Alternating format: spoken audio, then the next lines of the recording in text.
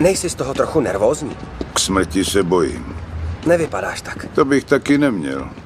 Nemusíš do toho přece jít. Já vím, ale půjdu. Víš, není snadný žít ve tvým stínu.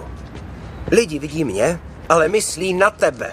A teď, když si rozjel tohle, tak je to ještě horší. Není snad tak zle. To je, a jak? Proč? Někam si to dotáhnu. Nevíš, jak se jmenuju? Jen kvůli tomu mám slušnou práci. Proto se mnou lidi kolem jednají s respektem. Konečně jsem se trochu vyšvihnul, vypracoval vlastníma silama a teď zas tohle. Já tě prosím, buď tak laskav a vycouvej z toho. Ano, skončí to špatně pro tebe a tím pádem i pro mě. Myslíš, že ti ublíží? Ano, takhle ano. To je vážně to poslední, co bych chtěl. Já vím, že nic takového nechceš, jenomže nakonec to tak dopadne. Nezáleží ti na lidech? Netrápí tě, že lidi na tvůj účet vtipkujou a s tím vším se vezu i já? Je to správný? Co myslíš?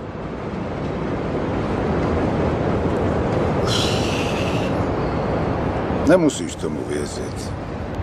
Kdysi se svešel semhle. Zvedl jsem tě a řekl tvý mámě, tohle dítě bude nejlepší na světě. Tenhle kluk bude lepší, než si umíme představit. A ty jsi rostl a prospíval. Žasli jsme nad tebou, každý den byl malej zázrak. Pak nastal čas osamostatnit se, vykročit do světa sám za sebe. Jenže někde na té cestě ses změnil. Nebyl jsi sám sebou. Od lidí kolem si nechal nakukat, že nejsi tak dobrý.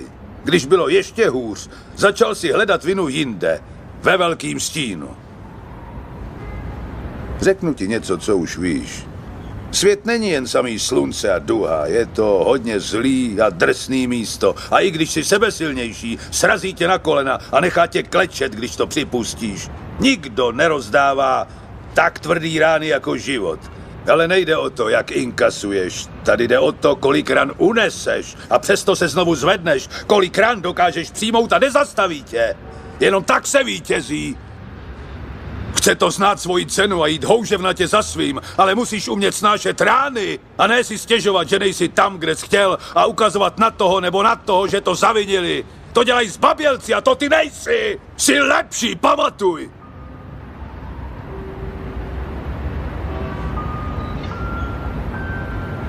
Já tě budu mít vždycky rád.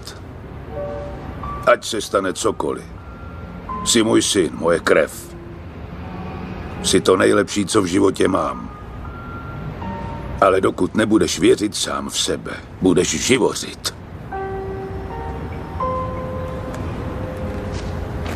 Nezapomeň navštívit mámu.